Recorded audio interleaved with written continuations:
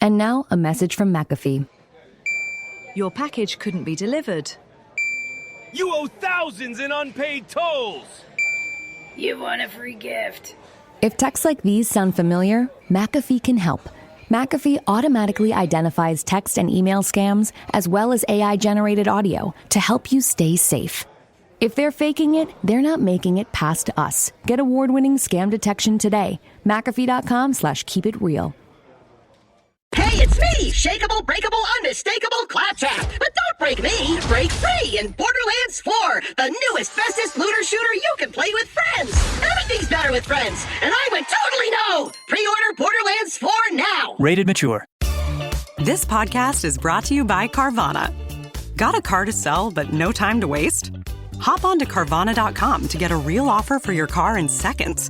All you have to do is enter your license plate, answer a few quick questions, and if you accept the offer, Carvana will pay you as soon as you hand the keys over. They even offer same-day pickup in many cities. Save your time, score some cash, and sell your car the convenient way to Carvana. Pickup times vary. Fees may apply.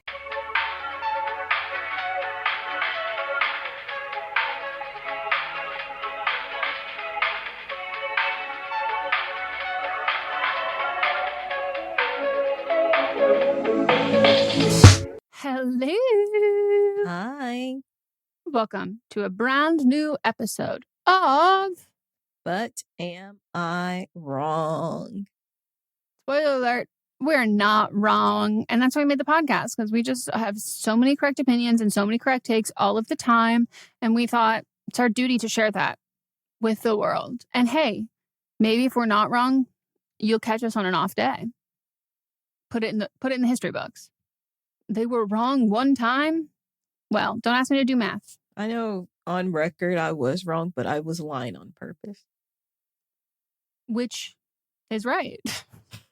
So therefore, you already knew that you were lying, and then people didn't know you were lying. Therefore, you were right and they were wrong. Yeah, exactly. That's how it works. Those are just the rules of feminism. So we will explain each of the segments on the podcast before we get into them. But what you need to know is we want you to participate. So you can participate by voting on who you think was wrong in each segment over on our Instagram stories. You can also participate by writing in for our written in user segments. You can also nominate people, all of those kinds of things. But when you vote, also write why you voted the way you did. Tell us. We would love to hear, and we read those on our See You Next Tuesday episode. So, shall we get into our first segment? We shall. The first segment is But Am I Wrong?, where we pitch to the other person and to you, the audience, about a circumstance, a situation in our lives that we want to know if we're in the wrong about, or it could also be a rant or a hot take. So what do you got? I have a combination of a rant and a hot take. I wrote a letter. Okay. Dear Southern white racist people, my ancestors were left a plantation by their enslaver, who was also their grandfather/father, a man who, in depth, seemed to make a final gesture to his children. But the white people didn't like the idea of black people owning land, so they ran them off. This wasn't a unique story. It was a blueprint. You wanted us gone, but you couldn't stand it when we tried to go. Fast forward to today. There's a group of people in Arkansas building a whites-only community. And I've read about it. They called it Return to the Land. They say it's about preserving Western culture, about protecting their families. They're using innocuous language, but the article lays out that it really is a project rooted in white supremacy. Their leader praises Hitler, the KKK, and are connected to neo-Nazis. It's a throwback, a modern attempt at an old idea. And honestly, I don't care about it. Please, I'm begging you, segregate yourselves. Build your 160-acre compound, raise your own children in your own schools, and live as far away from me as possible. I would be relieved. I would applaud it. It would mean I wouldn't have to deal with your racism, your microaggressions, or your threats. You see, the assumption was and has always been that we Black people would care, that we would be devastated by your attempt at separation. On the contrary, if you had done this, if you had just built your own worlds and left us alone, history would be very different. But that's the thing. You wouldn't. You can't. You can't just separate and leave us alone because your entire identity, your supposed heritage, has always been built on our oppression and our labor. So when Black people try to do what you're doing now, when we built our own communities, our own thriving towns, our own success stories, you came and you burned them down. You didn't just stand by, you interfered. You massacred us. Think about the Rosewood Massacre in 1923, a prosperous Black town in Florida with homes, businesses, and thriving communities. All of it was destroyed by a mob of white supremacists who murdered its residents. Or the Tulsa Massacre of 1921, Greenwood, Oklahoma, was known as Black Wall Street, a vibrant, wealthy, self-sufficient Black community. In 24 hours, it was leveled by white mobs, and hundreds were killed. My own family's experience is a microcosm of this history. When my ancestors tried to claim the land that was legally theirs, they were run off. Not because they couldn't survive on their own, but because their existence as free, land-owning Black people challenged the entire racist system. So when people like Eric Orwell, the founder of Return to Land, say that they want to be left alone to preserve their culture, I just don't believe them. The history is too clear. Your actions have always proven your words to be a lie. The freedom of association you claim for yourselves is freedom you have violently denied us for centuries. If you really wanted to be separated, if you really wanted to build your own lives and be free of us, you could have done that. You should have done that, but you didn't, and you never will, because what you project isn't about separation. It's about control. It's about maintaining a hierarchy where you are at the top and everyone else is beneath you. So go ahead, build your towns. The rest of us will continue to build a world where all people can thrive and a world not based on exclusion. The difference is that our project is born out of resilience and yours is born out of fear. And we've already shown that we can build something beautiful on our own. We'll continue to do so without you. But what I do care about is the cracker being taken out of Cracker Barrel. For me, Cracker Barrel. This segue is beautiful. Like, I was going to say you can't write this, but clearly you can. Clearly you can, and you did write this. Oh, I care about the cracker being taken out of Cracker Barrel. For me, Cracker Barrel isn't just a restaurant. It's a feeling. It's a memory. It's a taste of home. The last time I was back home in Arkansas, my family and I went after church. And when we walked in, it was packed, just the way it should be. The line was long, which meant we got to sit in those rocking chairs on the front porch and play checkers on an oversized quilt.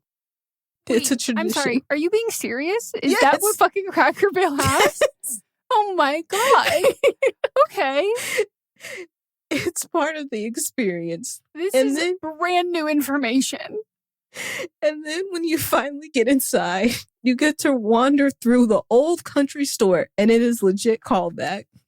Looking at all the kitschy things you'll never actually buy, but still have to look at. The knickknacks and the nostalgic gifts. But you always end up with a bag of that old-fashioned taffy every single time. Is this a gas station? Like, why can you buy taffy? To me, that's like going to Denny's and being like, could I also get some taffy? No, you could buy so much at this store. Like, the most tacky gifts. Oh my gosh. And then when you get to your table, you're hopefully lit by a fireplace that no matter what time of year it is burning. And you get to enjoy your meal while you play that tic-tac-toe game with little golf tees that stick out of the wooden table. This is not a real place.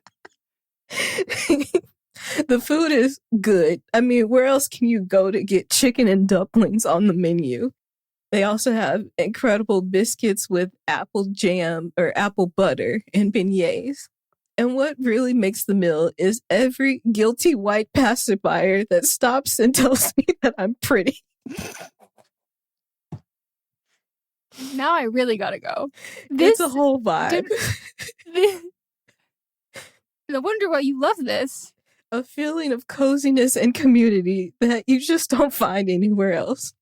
But now I've seen pictures and read articles, and I'm seeing that the new Cracker Barrel design, it's horrendous.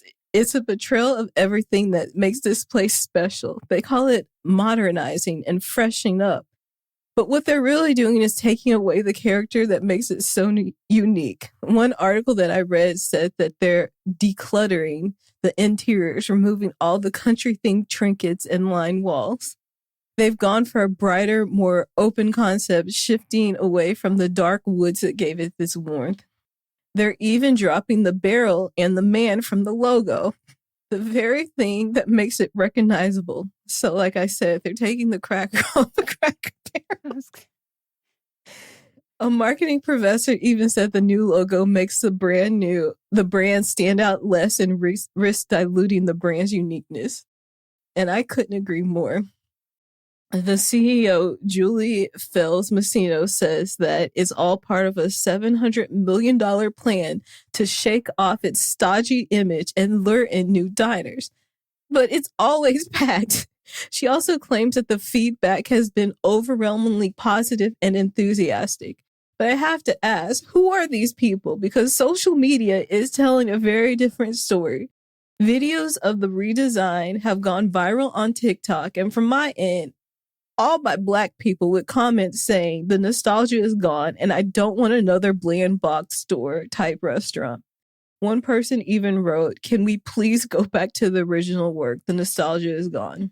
But I'm sure on the conservative end, they're probably blaming the woke left for this. But this is not what we want.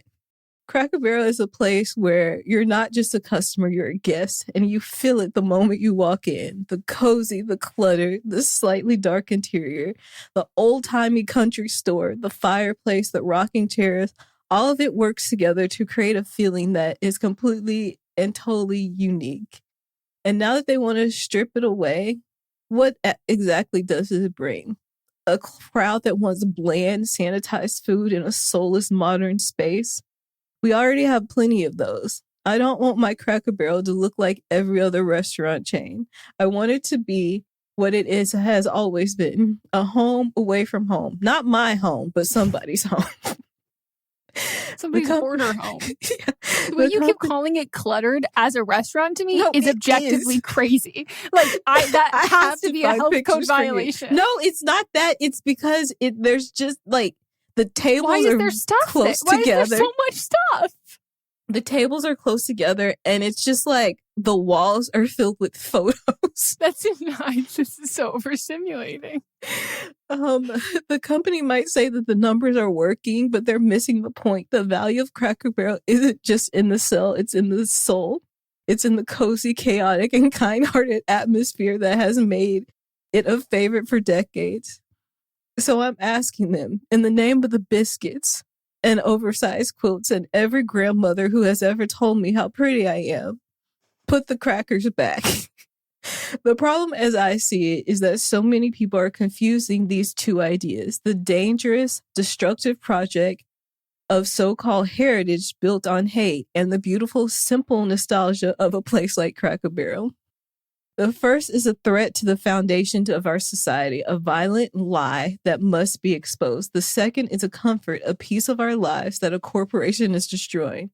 At the end of the day, do I really care about Cracker Barrel? No. What I care about is the way we confuse heritage with hate, nostalgia with nationalism, and comfort with control. A restaurant can strip away its rocking chairs and lose nothing more than atmosphere. A society that strips away humanity loses everything. So if you want to retreat into compounds and call it culture, go ahead. Just know the rest of us are building something bigger, warmer, and more real. Something worth sitting down for, even without the barrel. Sincerely, Melisa D. Monts. A coastal elite of 13 years, but a Southern belle for eternity. I think we found your new bio. That was a ride. As a coastal elite of my entire life, the way that you have described Cracker Barrel has actually like blown the ceiling off for me, because like I thought this was just a restaurant. I didn't understand the interactive level. I didn't really understand any of it. I will say, when I heard that people were getting upset about like removing stuff, and I was like, is it because like white people are offended by the term cracker? Like, was that what was going on? It's still being called Cracker Barrel, though. When they were like, this is going like, you know, they're revamping to be more palatable. And I was like, to who? And also like, I don't really think the people who run Cracker Barrel are like, yeah, like we're about like I'm not thinking they're like, we love gay pride and we are super anti, like that's like the theme of this has always been. I didn't think that corporate was like, hey, you know, our audience really wants this. Let's switch this back up. Mm-hmm. So I was like, so I had to assume that when they were like, they're making changes, and I was like, oh, they're catering to the white people who are like, I don't like being called a cracker. And I was like, okay. But no, that's not it. No. Wow. I sent you a few images. I can't believe that there's rocking chairs. This sounds like a Warner Brothers set. Oh, wait till I show you the old country store that you have to walk through. What the fuck is this? This looks like what is it, a bait and tackle store? Like one of those horse stores? Oh my God. I'm surprised they don't have the employees wearing like military uniforms or like something like really wild. Like, I'm surprised he's not like, wow, they just have regular aprons. And yet they have the McDonald's floor. This is so confusing. This is so crowded. Do you see the pictures of the store I just sent you? The store? Yeah. Oh my God. What the fuck you have is to this walk place? through that to even get to the restaurant. This is like a Hudson News. This is insane. It's like you put a Hudson News in a Bass Pro Shop. Yeah, that's a good characterization. Why are there so many things hanging from the ceiling? Yeah. There's good question. By the way, it's literally farm equipment. That looks so deeply dangerous. That's like spiky, hanging from the ceiling. Do they have those like nasty ass little like puffy peanut candies that look like peanuts that look like styrofoam that like nobody eats? I know these candies are old as fuck too. They don't even make, like, I just know that this shit is stale. They have not restocked some of these. They have Tate's cookies. What the fuck is this place? Good question. A whole selection of soy. Is that soy sauce? Or beer? Or soda? Probably soda. What the fuck is this? Oh my God, are these honey sticks? Mm-hmm. No, they're... And also, they do sell honey sticks, but those are... Yeah, those puffy peanuts are in the picture that I sent you. The one that says nostalgia candy. It's on that rack. God, yeah, they're right there. Yeah. I knew they'd be there. And then they have this book on the side that says, this book is literally just pictures of animals silently judging you. What the fuck is this place?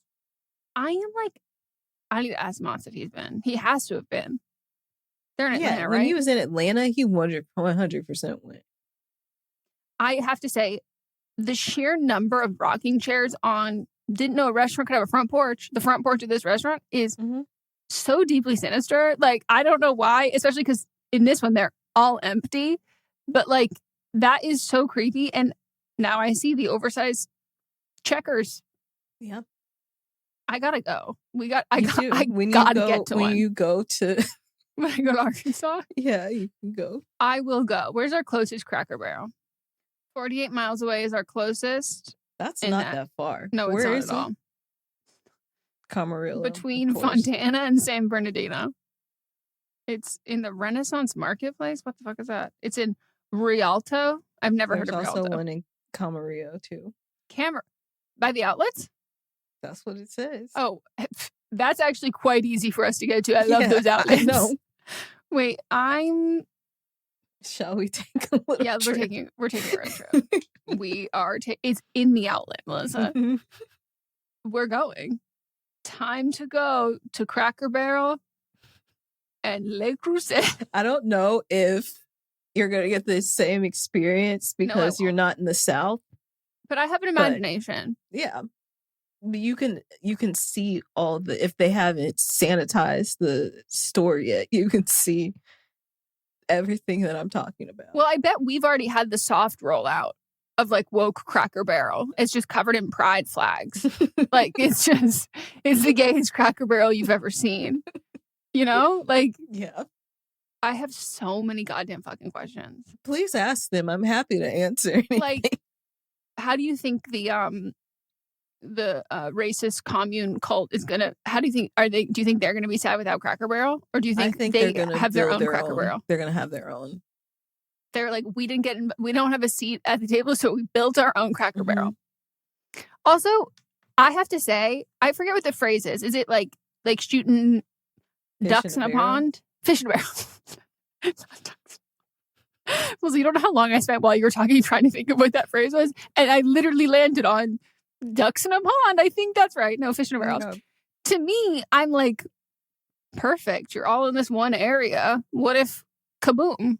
Oh no, using that again. Like, you did that. I can do that too. Like, it's just, to me, and also I'm like, the incest there. Mm-hmm. Everything they love. Everything they love.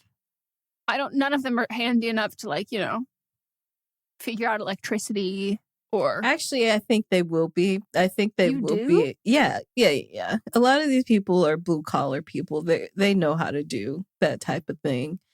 But I also think that, these are people that marry their second cousins. First cousins. You're being so generous. I'm going to go second. I'm going to go second. Yeah. Or right now. But their kids, they're marrying their first cousins. Yeah. Because it's getting smaller and smaller. And I have to say, that's the gene pool I'm stuck with. Yuck. My other question. The shape of the Cracker Barrel logo. Mm-hmm. Is it an embryo? It looks like it has a nose. I'm actually not sure what that is. Okay. Because is there a meaning of Cracker Barrel? Like, is that like besides the restaurant? As far as I know, no. Okay. Because I wondered if the barrel is the barrel and the bean is like. So it was founded in 1969 by Dan Ivins, a representative for Shell Oil, who developed the restaurant and gift store concept initially as a plan to improve gasoline sales. So you were right as far as it like being a service station. That's initially. Yeah, that's what it looks like. It has to be. It looks like a rest stop on on the side of the road. I'm sorry. This happened in 1969. So like people are going to Woodstock, and he said, actually, what we need is a gas station where you eat. Wow. Here's a story for you. Oh, multiple origin stories. Yeah. Multiple origin stories of the name exist from the 1760s onward. Scots Irish settlers on the southern backcountry were called crackers. Oh, hey, what's up? Barrels of soda crackers could be found for sale in small town stores across American South in the early 1900s. People would stand around the barrels, chatting and catching up, similar in purpose to contemporary water coolers. Huh. Oh, and there's a dictionary now of it too. Especially of a philosophy, plain, simple, and unsophisticated. And you know what? As you sent me the interior, plain, not what I would say. Simple, no. Unsophisticated, I don't know if I would go there, but I would say I would think OSHA has a couple questions about the layout. I do think it is not the most thought out, which to me has an air of down home country feel. It's like you're eating in your hoarder grandma's house who also happens to work for Enron. This is so wild. It says the man on a logo, his name is Uncle Herschel. Yeah, I was going to ask, is that a real man? Colloquially known as Old Timer, an illustration of a man resembling company founders Dave Evans' real-life uncle, Herschel McCartney. So do they think that he's offended that he's next to the word cracker and they're like, we must remove? Because they took him away, not just the barrel. Yeah. Now I'm just thinking about, then we're just cracker then. Mm-hmm. But he is the cracker. That's what I'm saying. It's not even anything, you know? That's what I'm just like, okay. And this whole thing, like trying to frame it as like, oh, the DEI thing. And I go, it's quite literally called Cracker Barrel. Yes. And you removing any name of like, or association with whatever that is. This is an old white man and cracker for white people. So I'm just like, this is not what they think it is. Yeah. And I'm not going to lie. The company has been racist. Oh my God, I'm shocked. Right. And homophobic. And I know that the woman, I guess taking the pictures down, the lady's like, you know what? She's like, I saw what the CEO did to Red Lobster, turning it around. I'm going to follow suit. We need to get more blacks in here. And I know the way to do it. Remove the cracker. Well, no. Wrong. You're going about this the wrong way. I am just... So if I'm not mistaken, Cracker Barrel is something you go to after church with your family. Mm-hmm. Waffle House is where you go late night college with your friends. Yes. Okay. But would you say similar food? No. Waffle House is breakfast food. Oh, I fully thought Cracker Barrel was breakfast. It has breakfast on the menu, but they have meatloaf and comfort food stuff you eat. Okay. And Fried Waffle chicken. House, I assume Waffle House has an all day menu because I saw someone get a banh mi. At Waffle House? What Waffle House were they at? Somewhere, and the people there with me like, what the fuck did you just order at Waffle House? And it reminded me of the SNL sketch about ordering lobster at a diner. Yeah, I've never seen a banh mi on a menu at a Waffle House. Maybe I'm mistaking, but it was like a not a sandwich. I would have been like, okay, it wasn't like a patty melt or a tuna melt. They have patty melts and tuna melts, of course, but it's mostly breakfast. I guess I want to know. Waffle House does very well. Like. Mm-hmm. Waffle House does well, like bottom line wise, but also like cultural relevance wise. Like people who don't live in the South, people not even from the US, like know Waffle House, like it gets name checked in things. Like it's a cultural aspect that I'm like, Cracker Barrel, was that not the pivot to being like, we like dinner and a show? Like, what if there's something like that pivot to being like more like this versus who are they trying to be? You said like Red Lobster, you think? No, I think just now because the new CEO of Red Lobster is black and their sales have gone up, they're like, we need to get black people in here. Oh, because I was like, I can't even envision. I'm like, what? So like, who are you trying to like? What's your inspiration? Understand. I don't because know. It sounds like such a weirdly unique restaurant that I'm like, if you're making a full pivot, are you trying to be Panera? Like, what are you trying to do? The food isn't changing. It's just the look of it. Yeah, so I just feel like isn't half the reason you go is the look of the vibe and the look of it. Yeah, she doesn't understand. No, not at all. Maybe she should work at Panera. Let's see what her work history is. If you tell me IHOP, I'll be devastated because I love IHOP. A board member for Vivid Seats, a board member for Cole Haan, board member for Physician One Urgent Care, president of Taco Bell for a while. 2020 to 2023, but she worked at Taco Bell since 2019. She was the SVP of Mattel, CEO of Sprinkles. Cupcake? Star. Yeah. Wow. We're going the cross country. VP at Starbucks. Also was an assistant buyer. Seems like that's where she got her start at. Well, she started as an executive training program at Macy's in 1993 then was an assistant buyer for J. Crew in 1995. So her... Oh, and she also worked in marketing at Godiva. Huh. An interesting track record. Yeah. But I wouldn't say, here's who we need to helm Cracker Barrel into this. No. Well, I loved that. That segue will go down in history. That was truly, I was so fucking not prepared. Thank you so much. That was beautiful. I had tears in my eyes. As did I. All right, well, we're going to take a break. When we get back, we'll get to Meghan's.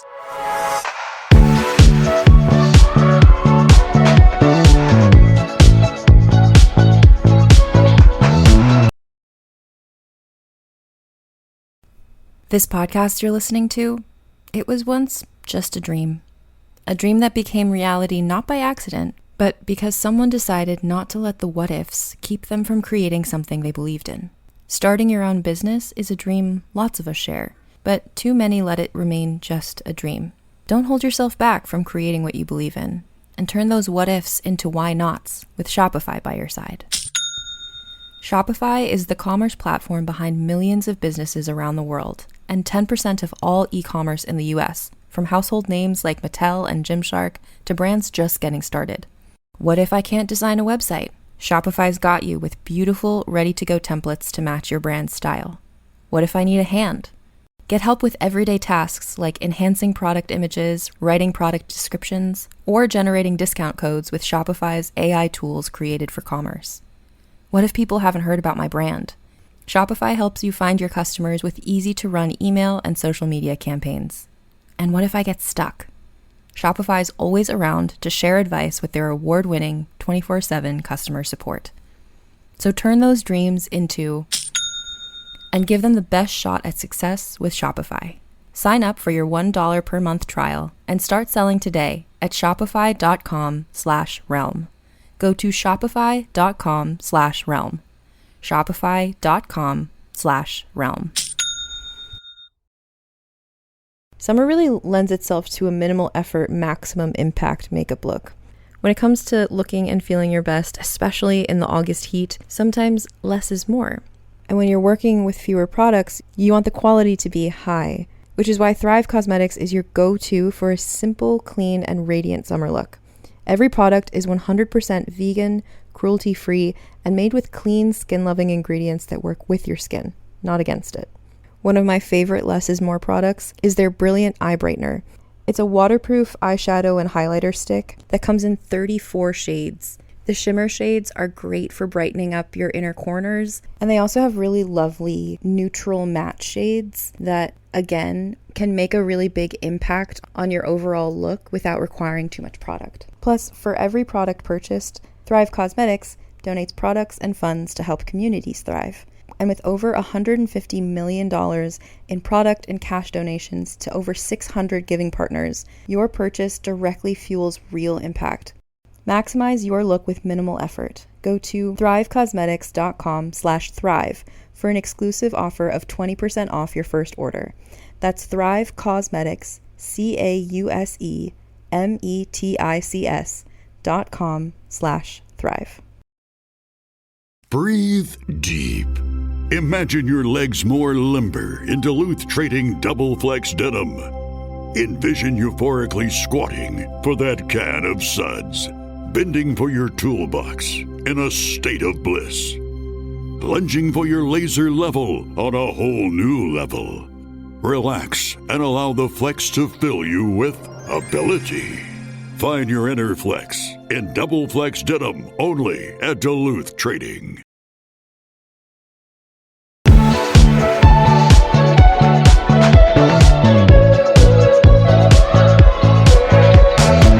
We're back, and it is time for my hot take. And my hot take is not a hot take. It's a plea. And it's a call. I'm calling you in. And it is for people who claim to be so in touch with Mother Nature. Some of those motherfuckers are not listening. Would you think if you are living what I would only assume feels like being in a video game with different levels hitting you constantly, just trying to gain your footing. Suddenly, there's water. Suddenly, it's a whiteout. You can't see anything. It's wind. You're facing all of these elements. Earth, sun, sand, everything coming at you. Would you not take that as a sign of, hey, maybe I shouldn't be here? Yeah. Well, not the people of Burning Man, who claim to be so deeply in touch with the earth, with their spirituality, with mystic signs. Are you not getting the big sign of Mother Nature saying, get the fuck out of my house? And if we want to get like less woo-woo and less spiritual, there's a reason why capitalism has not built multi-story, high-rise apartments in that big, wide open space. If you look at a big, wide open space, specifically in the state of California, and you go, this feels like it has a lot of potential. No, it doesn't. Somebody's already had that thought. Somebody's tried to figure it out, and somebody's gone, oh, that fundamentally will not work. So the idea that building a city in the course of 48 hours just to be taken down and burned after, the fumes, horrible. Stop that. Don't do that. But also, if you think you can build a city in a weekend, of course the wind's going to come knock that down. Of course the sand. And I recently found out that specifically the sand, the dirt, the clay that they have, that is like all on the ground that they're on, the playa, it has so much salt and clay in it that the water that you have to use to wipe yourself and the showers that you have allotted for 7 seconds are filled with vinegar. So everybody smells like vinegar because it's the only thing that cuts through that. Disgusting. That is so nasty. Isn't that the grossest thing you've ever heard? People aren't even showering. No, and then by the way, you're not showering, you also smell like vinegar. Yeah. Everything is vinegar.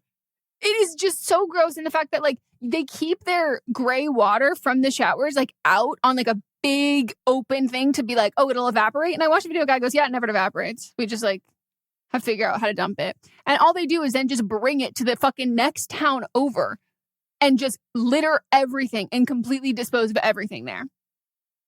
But the elements are begging people to stop going to Burning Man. And this idea that this is this otherworldly, cosmic kind of thing of you'll never understand. It changes you as a person. Really? Changes you as a person? Because all of you go back to your fucking tech jobs, AI, and you go and then sell your app to sell government data, to sell our data to the government. And being it changed me. I understand empathy. Do you?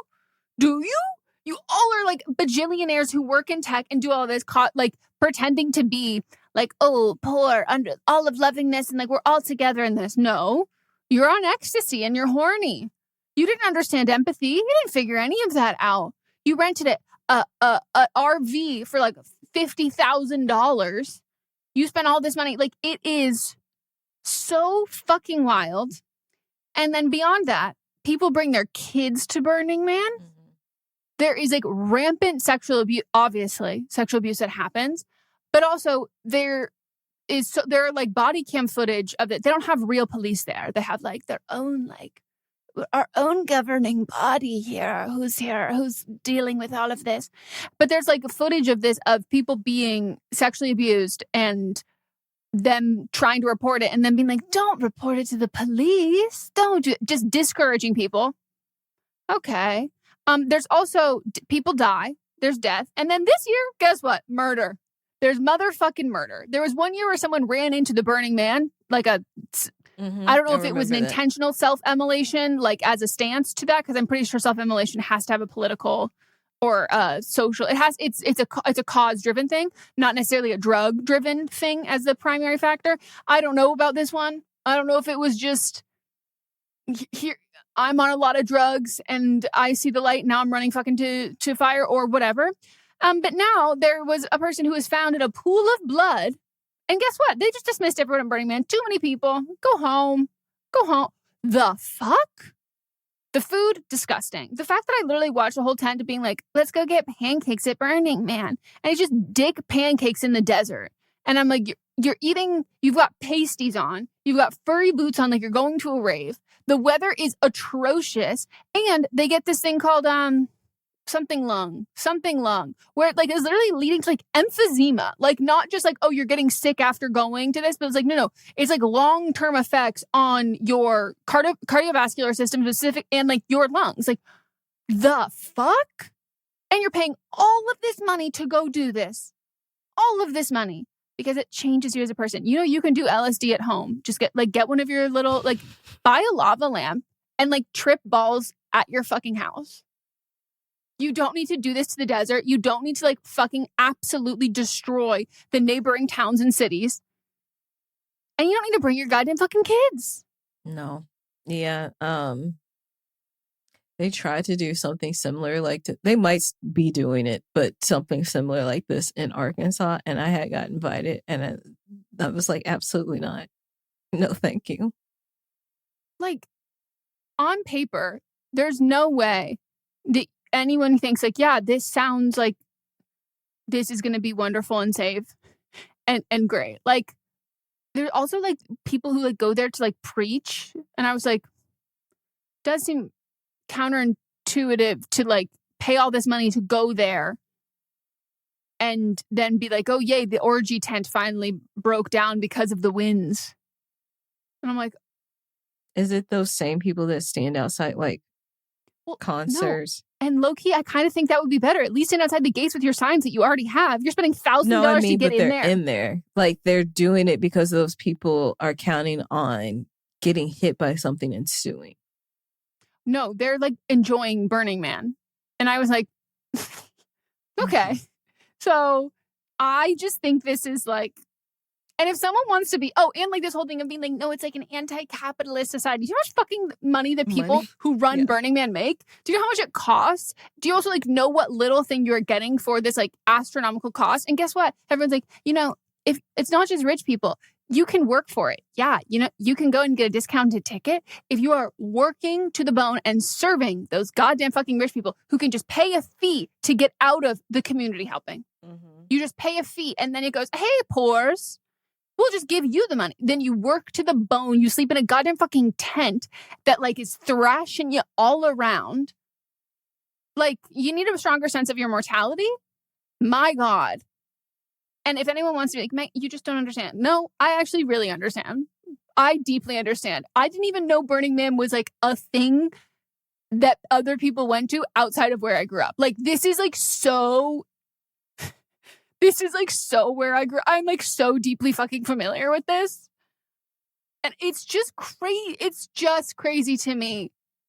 Like, stop. Like, go to I don't like raves, but like go to a rave. Like, no, but there's not going to be a burning bush at the rave.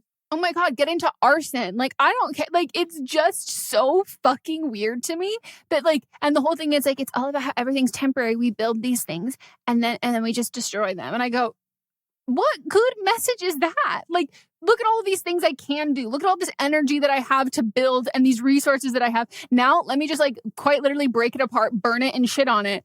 How about you like find the cure for cancer? Like, how about you solve world hunger? Or at least, again, do all of this weird fucking shit in your house, in your multi-million-dollar mansion.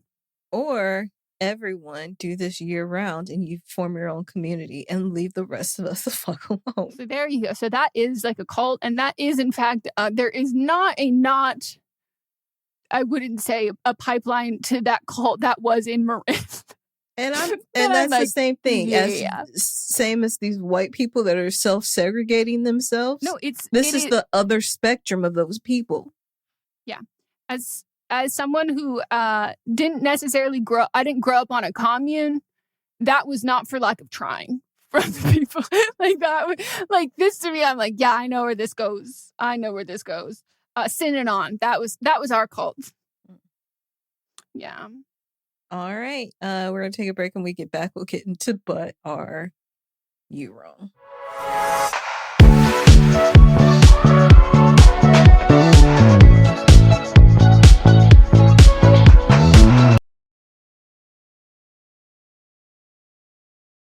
Optimism isn't sunshine and rainbows. It's fixing things, changing the way we fix things. It's running the world on smarter energy. Because if optimism never stops, then change can't either. GE Vernova, the energy of change. What if buying a new appliance felt like a win for your home and your wallet? Save up to 50%, plus up to an extra $600 on select major appliances at the Best Buy Appliances Labor Day sale. Learn more at bestbuy.com. Best Buy, imagine that. You don't technically need this car. You say that out loud to yourself. You say, I have no space. You say, I'm just looking. Then you click. Then you zoom in on photo number 87 and whisper, oh no. Then you text a friend, the one who always enables you.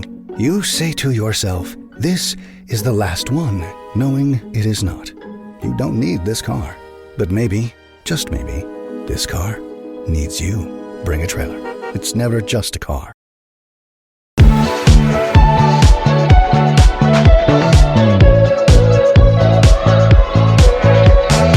We're back. It's time for But Are You Wrong, where we read your submissions for situations that you want to know if you're in the wrong about, or your hot takes, or your rants. Send them to butamiwrongpod@gmail.com, or fill out our form, or send us a DM. For all of those, you have to, any form that you do it, under 300 words.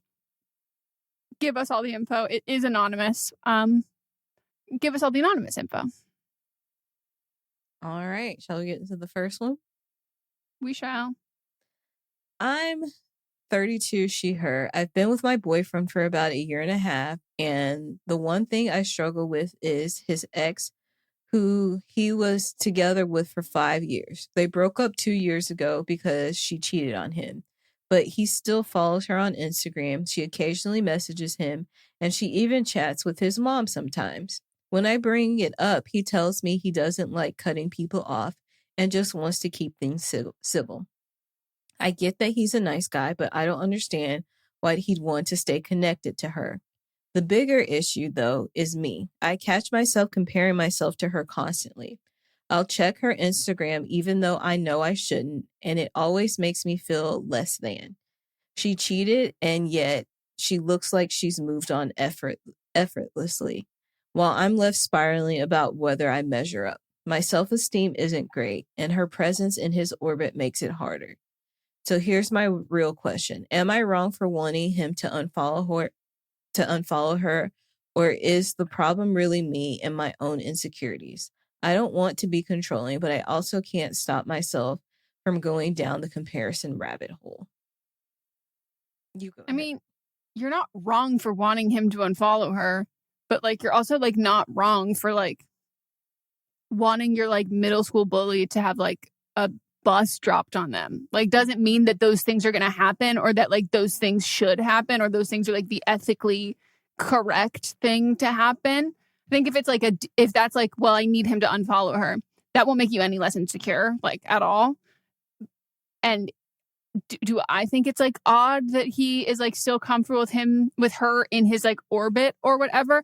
I'd be also pretty annoyed if like my parent like was like still like talking to her and being like, this person cheated on me. Like I would probably have a little more animosity. But that's me. And I'm, you know, I can be petty like that. So I don't think we have to like align the same way that we would handle everything as like our partner. But I ultimately, like with love, I do think this is more of a you problem. Yeah, I agree. I am of the mindset, keep your enemies close, because what was this girl's personality like? Was she someone who's a little bit scary? So you want to know what she's doing at all times and make sure that you're still on the same page as far as like, you know, I broke things off with you, but we're going to keep things civil. Mm-hmm. Also, like, how often is she talking to the mom? Like, is it just like a, hey, just saying hi, like something like that? Or is it like they're getting dinner on Sundays? That's two different things. Do you not have a relationship with his mom? Like, do they have a closer relationship than you? Right. And they were together for 5 years. 5 years. That's a long time. Yeah. I just kind of, I like to see what people are doing at all times just to make sure that I'm safe. So I wouldn't have a problem with this, but I remember that he is not with her. He's with you. They're not together. He broke things off because she cheated on him. Yeah, so just don't cheat on him. Like if he wanted to be with her, he probably still could be, but he's with you. Yeah, like if all of these positive traits that you view as like, well, I don't really compare to her. Like if those things all mattered so much to him, he would have looked past the cheating, but he didn't. And so like to me, I'm like, the comparison is that like, well, one of you cheated on me and one of you didn't. Mm-hmm. So like you are winning there. So like I think that's why I think it is like an insecurity of you thing, because like objectively, pro-con list, positive traits, negative traits, you have more positive traits than her. Point blank. And like you thinking not, and like, or you like weighing the cheating thing versus like, I don't know, however other aspects of the things that you're jealous of her or you're comparing yourself to, those are not the same weight. Those are like so like wildly different. So that's what I'm saying. Like it is very much you, because like you should objectively be able to like take a step back if this was not your life and be like, no, you beyond measure, like you far surpass who she was and what she was like. Yeah. And then also like you've been together with him for 1.5 years and he's not hiding this. This is something that you're well aware of. And also you're aware that his mom still communicates with her. So I think you're fine. Like know that you won. Not that it's a competition, but like if it makes you feel better, makes you feel better and helps your self-esteem, you won. He won you. Yeah, I'm sure he thinks he won. And he knows he won. That he's like, oh, I lucked out. Like, not that, oh, I wish this thing hadn't happened with this person and all of that. It was like, no, I would have never ended up with who I'm with now. And that's like a positive thing. But I also think that like, you know, if this like continues on for 10 years and they still like talk often and mom goes to coffee with her every week and like hates your guts and like he's okay with that, that's a separate issue. Right. But that's not what you're currently facing right now. And I think the fact that you can acknowledge that like you're having like comparison and insecurity issues is because like you know that is what this is stemming from. And I promise you that like as soon as you stop looking, she stops existing. Yep. Like she's not in your orbit. And even if she was this like supreme evil villain who's like trying to get under your skin, are you going to blow up your relationship to have her quote unquote win, even though they're not even together and he's not interested in being with you? I mean, like you're going to blow up a good thing that you have because someone who did a bad thing is still stuck in your head and not his. I think our final verdict is you're wrong. Yeah. With love. Yep. With love, you are wrong. But I don't think it's a permanent state. Right. All right. Next one. I, 30, she, her, started dating this guy, and he is basically a walking green flag. He's 29, makes a lot of... I'm already skeptical. He's 29, makes a lot of money, treats people with respect, calls his grandma every Sunday, and even planned a drive-in movie date with snacks and blankets just because I mentioned I'd never been. He's literally everything people say that you should want in a partner. But when he kissed me, I got the ick. Dude, relatable. I got the ick so hard. It felt like I was kissing my crypto-obsessed cousin at Thanksgiving. There were no sparks, no butterflies, nothing. And I cannot figure out if that is on him or on me.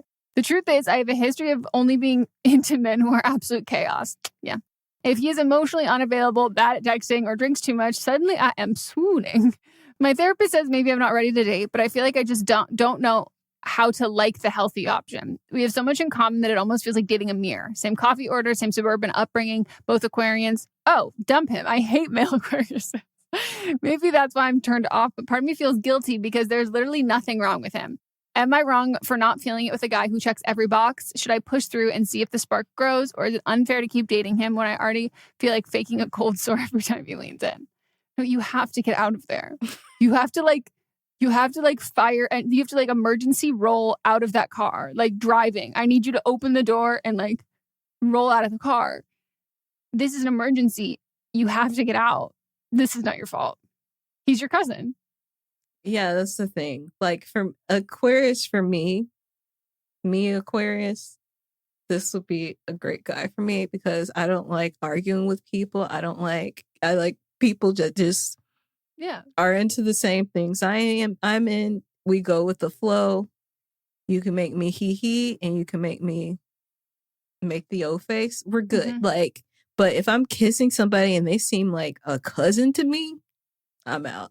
Not just a cousin, a crypto obsessed cousin. Like, it's that's so the worst specific. cousin to have. That's the worst. That, like, to me is like wet tongue, dry lips. No, wet lips, dry tongue. Where you go, dry tongue. How does this work? This guy that I kissed and it felt like a pariah. Like, a piranha? He did this thing. That's what I meant. He felt like a piranha. A pariah also kind of works. Yeah. He he pursed his lips, but there's a little butthole, but like I could feel his teeth. And there was I a wonder how they sucking do motion. And it was a sucking, and he also tastes like cigarette. Like, it's easier just to learn how to kiss. Yeah. Open your mouth. Relax your lips. Chill. I want to slap across the face. Relax your fucking face.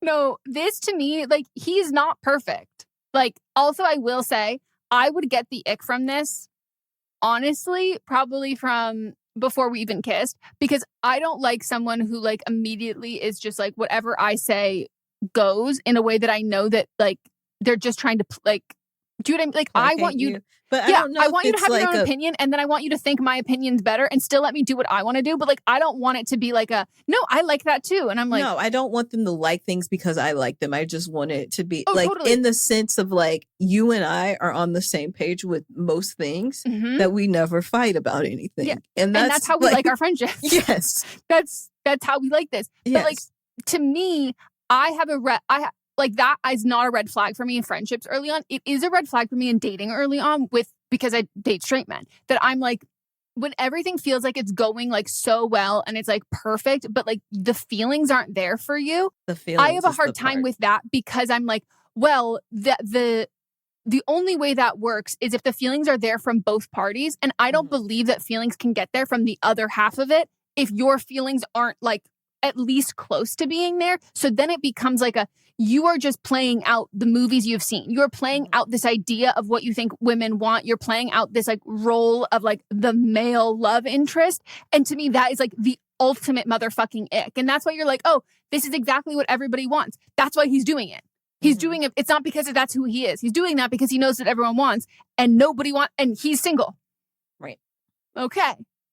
Like, I just think this, like, even like the big grand gestures and all of that, like I've said it before, like, you should be with someone. How you know someone's also being like earnest and honest in themselves is like they're also like protecting their own feelings and like they're not like putting themselves so wholly out there to a point where it's like, oh, this feels like reckless. Cause I'm like, yeah, this isn't about me then. This is about you. And like, we should both be nervous. We should both be excited. We should both be a little trepidatious. We should both be taking those steps like side by side, as opposed to like, I'm over here, I'm obsessed, and then I have to get there. I think that only makes sense. Like a slow burn is a friends thing. When you're friends first, you've grown up together and like you have these feelings and you're just hoping one day that they realize they have those feelings too. But like this to me, this reminds me of like, I have gone out with guys in like college and like college age that were very much like this. And it was like, oh my God, they went to an Ivy League, like they went to Harvard. Like they are like, so he's showing up with like flowers. And I'm like, I don't know this man. Like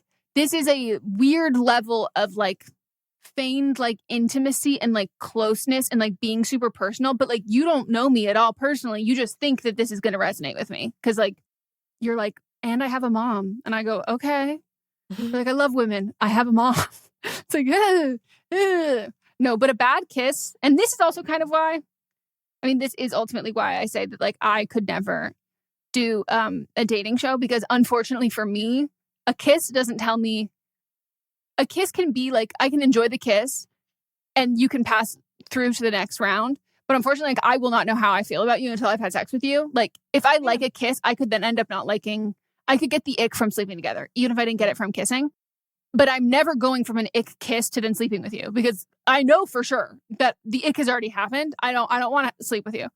That's why I can't go on a reality dating show, because I go, unfortunately, I do have to sleep with you just to figure this out. First we'll kiss, I'll eliminate then, and then I figure out the rest. But this is also part of the reason why you like toxic people sometimes is like, yes, they're unavailable. Because I've been there. That was like very much my type for a long time. Is like you don't actually have to like act on it and like unattainable crushes or whatever. But like also sometimes you like those people better.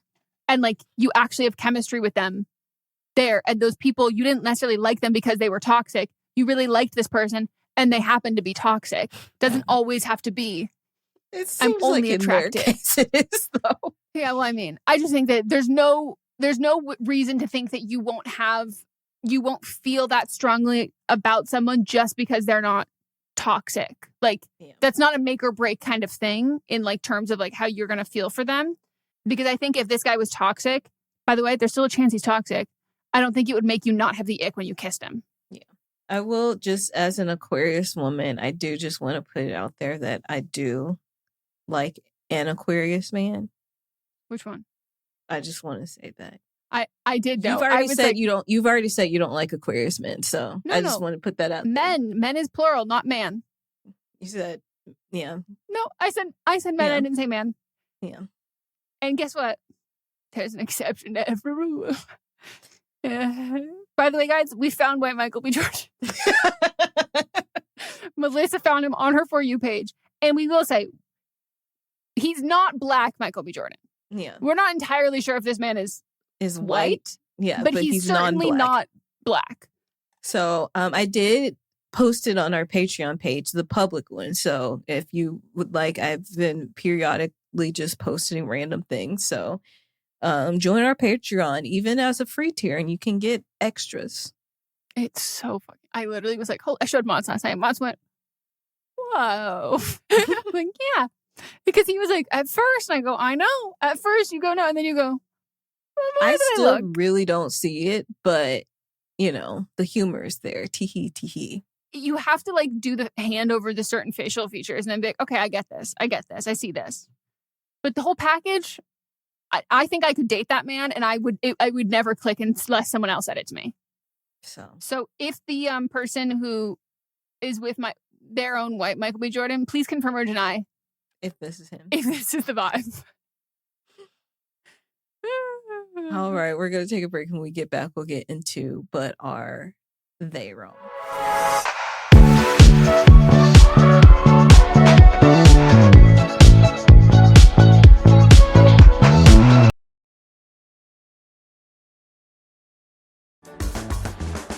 Sweat moves you forward. Degree Antiperspirant is here to make sure it never holds you back. Clocking in, sweat. Lunch meeting, sweat. Biking home, sweat. Degree Advanced is for the hustlers who put in the sweat. The world's #1 antiperspirant with up to 72-hour sweat and odor protection. Degree, here for sweat. Try it today. Talk about stepping up. Bang! Bang! It's time to level up your game. Introducing the all-new ESPN app. All of ESPN, all in one place. Your home for the most live sports and the best championship moments. The electricity is palpable. Step up your game with no annual contract required. It's the ultimate fan experience. Level up for more on the ESPN app or at stream.espn.com. Sign up now. You're tuned into Auto Intelligence, live from Auto Trader, where data, tools, and your preferences sync to make your car shopping smooth. They're searching inventory. Oh, yeah. They find what you need. They're gonna find it. You can make a budget for your wallet to help you succeed. Pricing's precise and true. So true. It's smarter car shopping. Ooh. Just for you. Oh, it's just for you. Ooh. Find your next ride at autotrader.com. Powered by Auto Intelligence.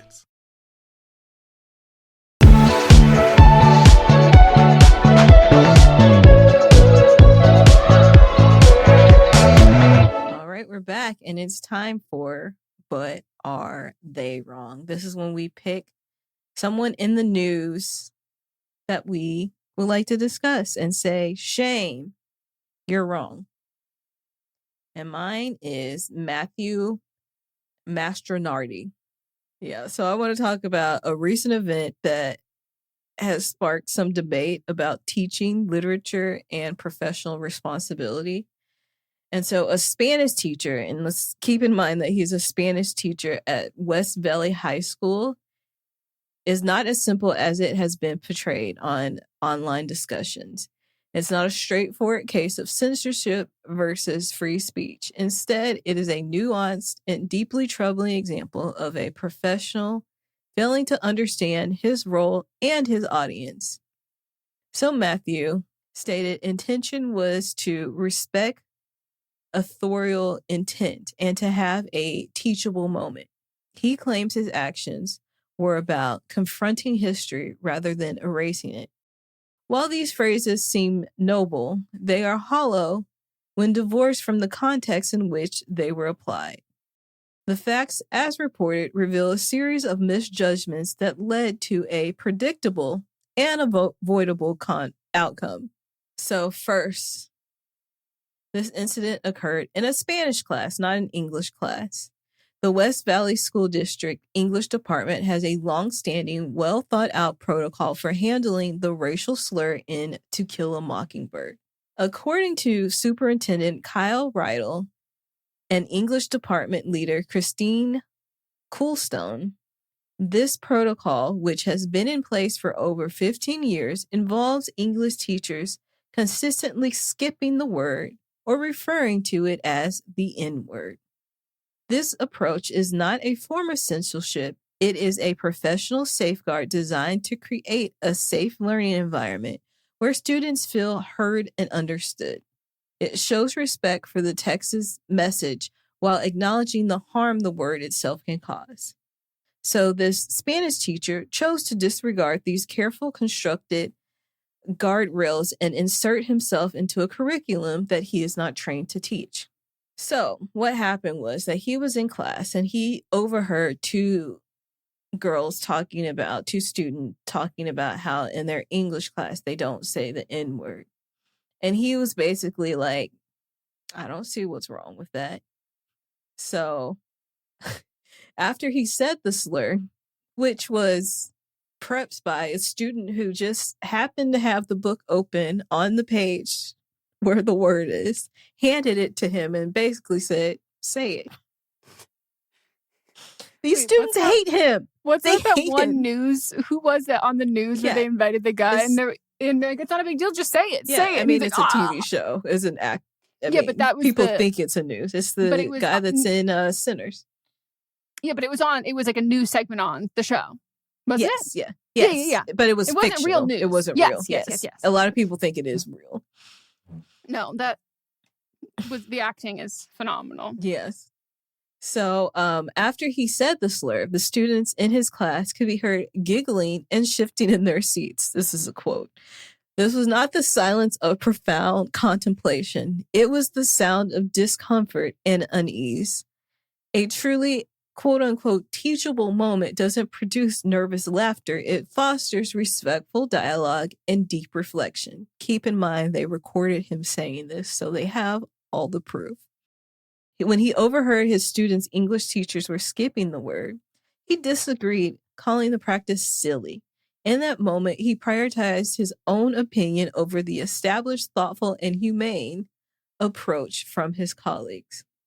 And then the most serious misstep, his professional duty. A teacher's primary responsibility is to be a well-being and safety for their students. This duty takes precedence over rigid, single-minded interpretation of authorial intent. The vice president of the Spokane chapter of the NAACP, Jamie Stacy, spoke directly to this point, explaining that the teacher's actions lacked cultural humility and were insensitive to the experiences and emotions of Black students. The incident, she said, was about centering whiteness and white people's opinions on the use of the word, rather than the harm caused to the Black students in the classroom. We cannot claim to be confronting history while simultaneously inflicting real-time trauma on our students. Confronting history requires understanding the impact of our words and actions, not simply repeating them for shock value. Matthew said, and this is the kicker, he doesn't regret his actions and that his conscience is clean. And while I personally cannot speak on his conscience, the professional world operates on a standard of accountability, not personal absolution. The school district's decision not to renew his contract was not an overreaction. It was a measured response to concerns from parents and a recognition of poor judgment and the teacher's ability to serve as a good role model. This situation is not about a teacher's right to speak. It's about a teacher's obligation to act responsibly and to use their professional judgment within the school environment. It's about recognizing that there's a difference between teaching from a book and using a position of authority to inflict harm. A truly bold and virtuous teacher understands the differences and chooses the path of empathy and professional standards every time. Not even his class. No, he would have absolutely crushed it at my school growing up, though. Our Spanish teachers were so fucking weird. All they would do is put on music videos of titties. I feel like most Spanish teachers are fucking weird. Like, first of all, one of them, did I bully him? Yes. Was I 14? Also, yes. That man literally was like, but became like to the point where like I didn't go to school if he was a sub because everybody's like, yeah, he has it out for her. Pretty sure he like started filming me in class. Like very weird. You've talked about that and before, yeah. I hope to God they don't do it now. But if I'm remembering correctly, it was said in our class as soon as you started talking about it, I was like, I know exactly what book you're talking about and all that. If I remember correctly, it was definitely said in our class. I want to say our teacher, it was not censored, but I remember being like deeply fucking uncomfortable. And I hope to God they don't do that anymore here. But like, my God, this sounds like something like a teacher at my school would have fucking said. Like, I think that's why it's a ongoing joke that these like white, especially a lot of white male teachers that speak Spanish are fucking weird. Yes. It's like in so many different TV shows. Mm-hmm. Mm-hmm. Never have I ever had one that was just like overly woke and just weird and would say offensive things that everyone noticed except for him. And this seems like it came straight from that script. Without a doubt. Like, it's like a prerequisite that it's like, hey, are you like a little pervy and like, do you make students, women, and people deeply uncomfortable? Do you have not that many friends because of your, well, I'm just being honest kind of mentality? Do you know when to shut the fuck up? And also, are you a little bit of an incel? Hey, do we have the job for you? Yep. Come teach Spanish at this school. Like, we literally, I remember like we had a Spanish teacher who was like a woman who was like fantastic. Like, she was amazing. And she was, her family was like Mexican from Mexico. Like, that was like bilingual. And also, again, if you're teaching, I have a strong belief if you are teaching Spanish in California, do not teach Spain Spanish, teach Mexico Spanish. Yeah.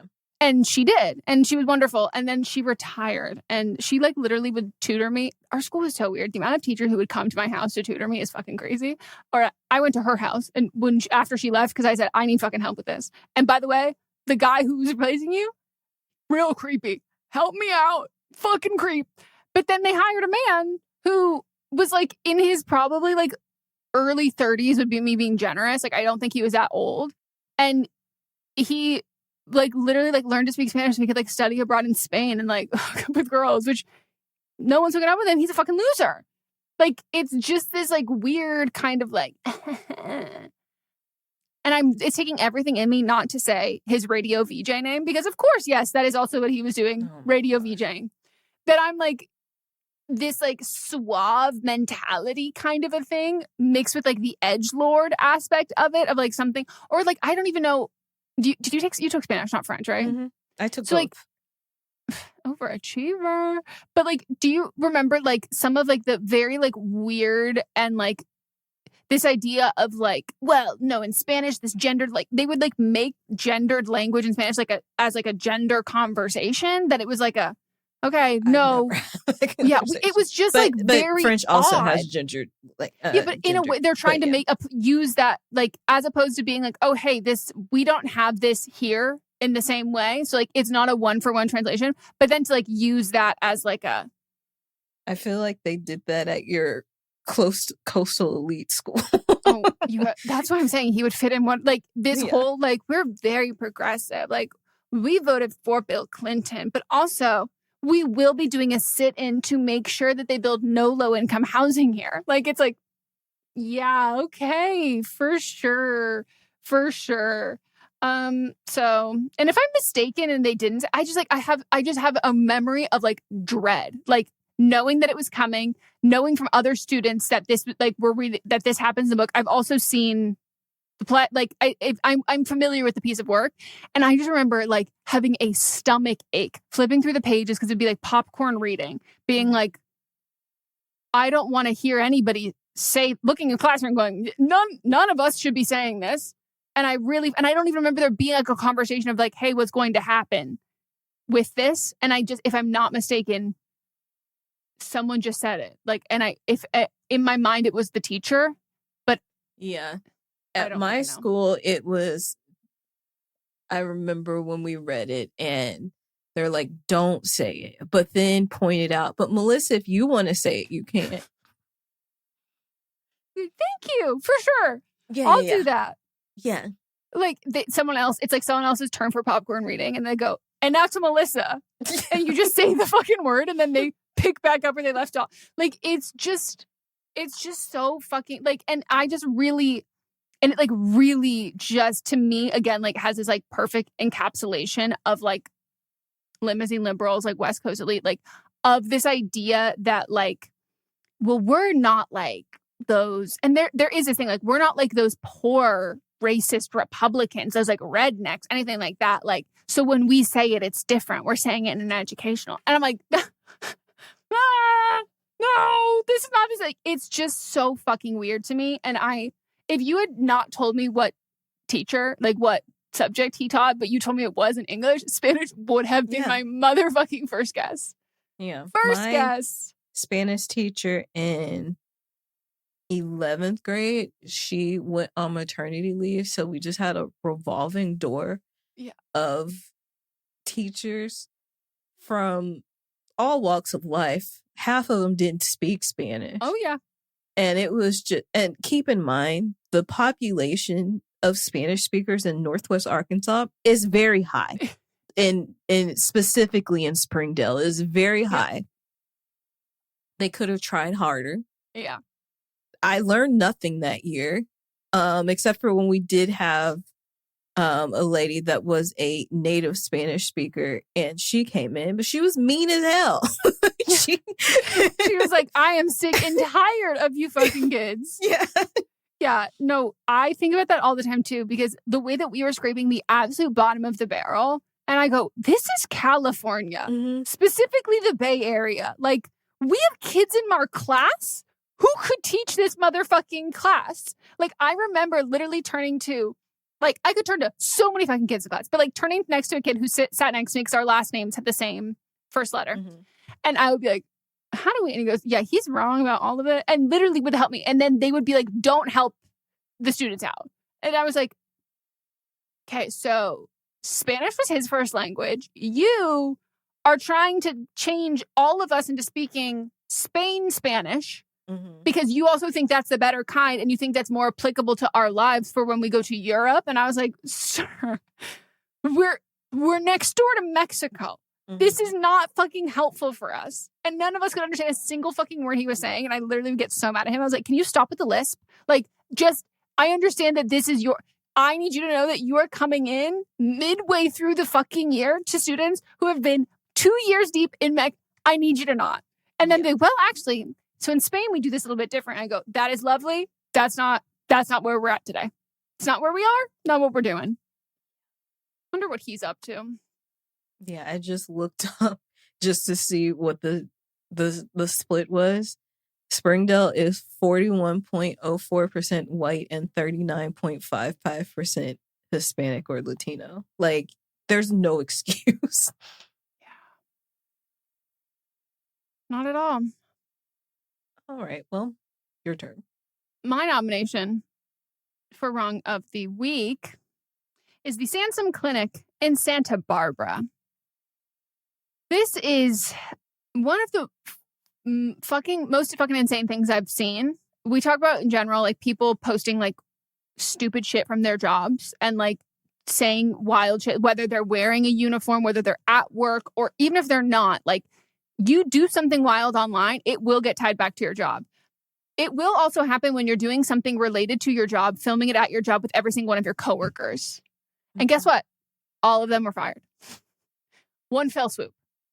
So they were fired for posting a TikTok, which I saw, not from their page, saw someone reacting to it, pointing to wet spots on the exam table. And I also want to point out, this is not an OBGYN office. This is an urgent care. These are people who are coming in with emergencies. Urgent emergencies. This is not routine. These are not like routine visits. And they're just every time. Whose fucking phone is that on? How long has this been going on? Why are you keeping these? All of you had to get in and pose around and point to it. Like, it's so wildly dehumanizing. Specifically, like, you work in this field. These are patients you know. This isn't like hypothetical, like, hee ha ha. If this happened, this would be fun.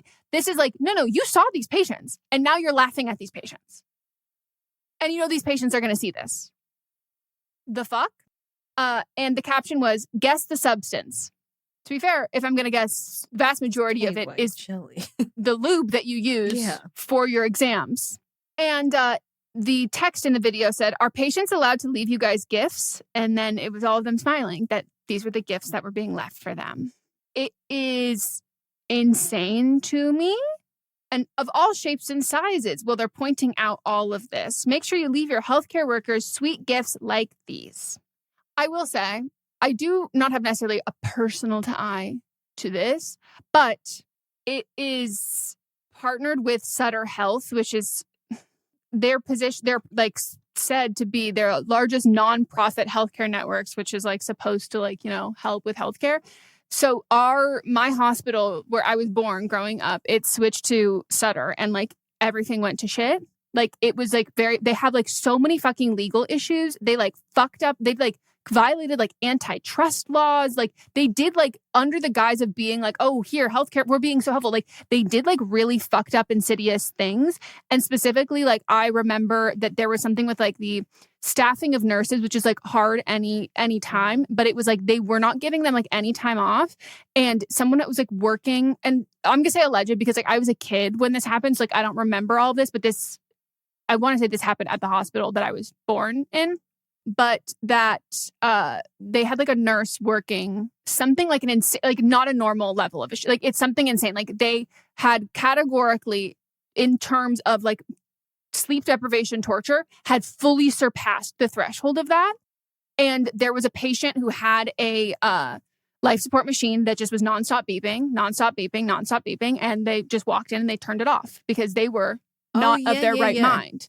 Yes. And that is I think you talked about that before. Yeah, like that is this organization. I just heard about it.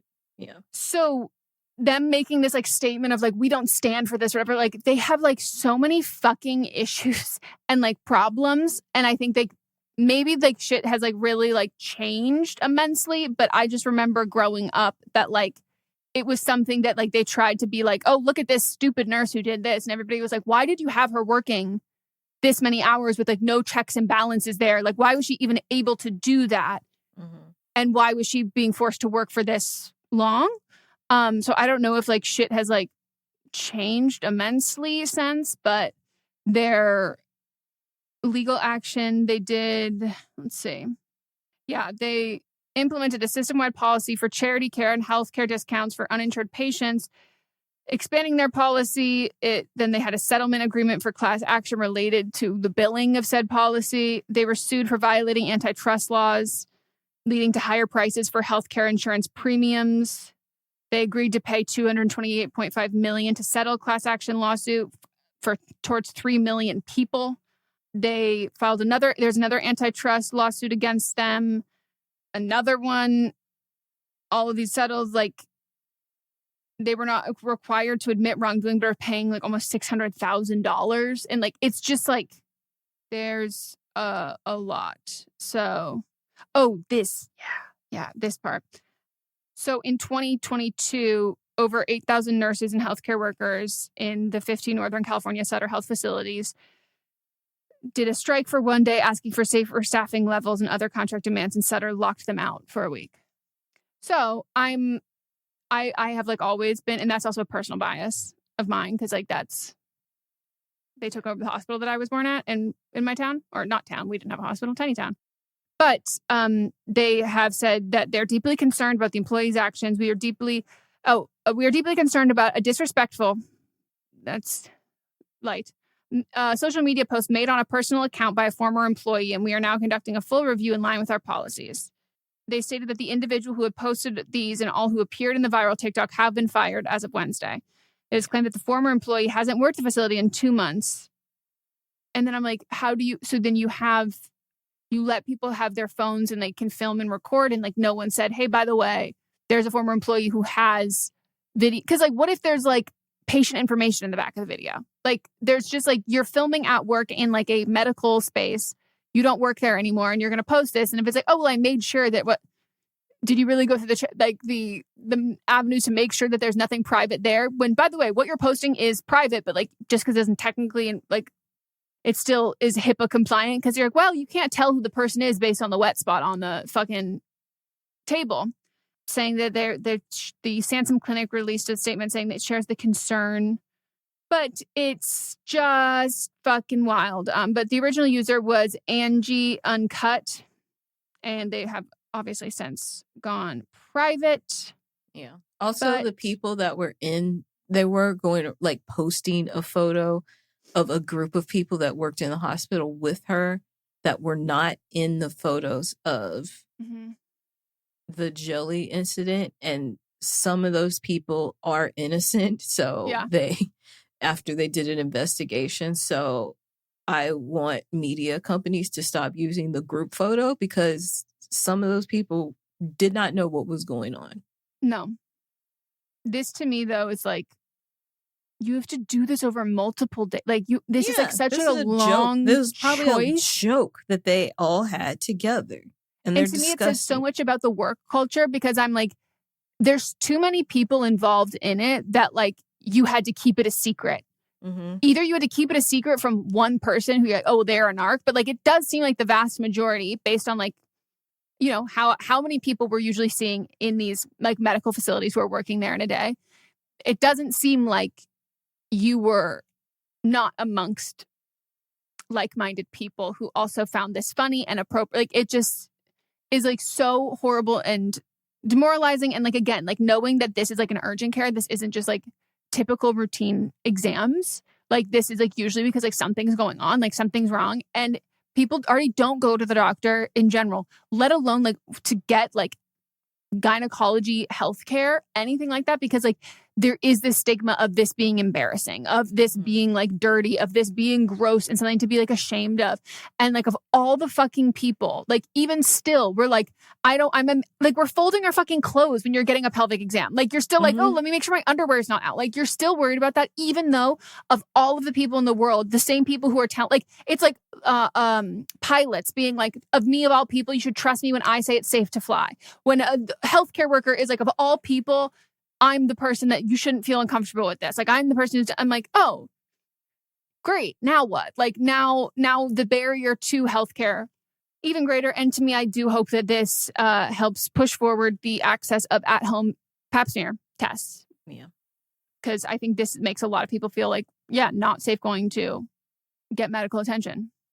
Fuck those people. All right. Well, that's the end of our episode. Thank you all for joining us. Tune in tomorrow for See You Next Tuesday, Wednesday. Take a little break. Thursday, we've got Don't Blame Me. And on Friday, Prepare Your Booty Holes.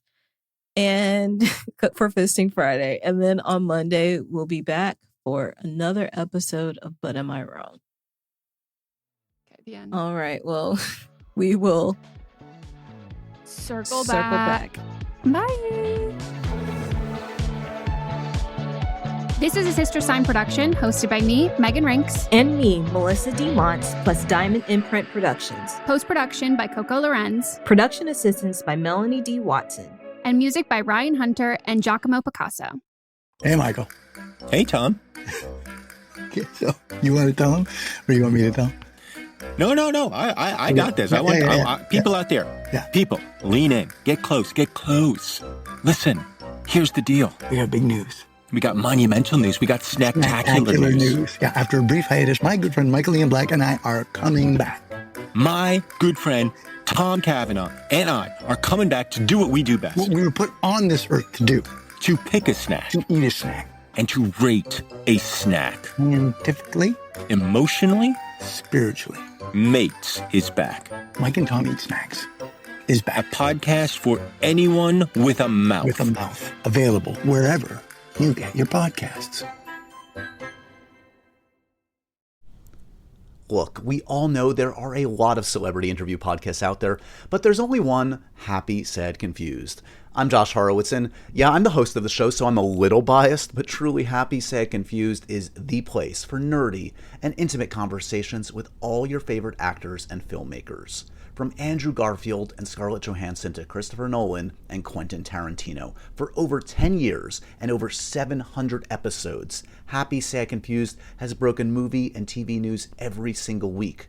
That's because I ask all the questions I want to know, and more importantly, you want to know. Casting what-ifs, backstage stories, acting pet peeves, and much more. So whether you're into superheroes, prestige TV, or just the coolest actors and directors alive, you're going to learn something in every episode. Listen to Happy, Sad, Confused on Apple Podcasts, Spotify, or wherever you get your podcasts. Does music really have the power to heal? How can you instantly be more persuasive? What would the world be like if there were no bugs? These are the kind of topics we explore in every episode of my podcast called Something You Should Know. My name is Mike Carruthers, and what we do on Something You Should Know is we find leading experts and curate topics that will impact your life, satisfy your curiosity, or simply fascinate you. Maybe all of the above. Out of all the millions of podcasts in the universe, Something You Should Know is usually ranked in the top 200 of all podcasts on Apple. A lot of people like Something You Should Know, and I'm willing to bet you will too. We deliver 3 episodes a week and have a catalog of over 1,000 shows for you to listen to. Give a listen to Something You Should Know, wherever you get your podcasts.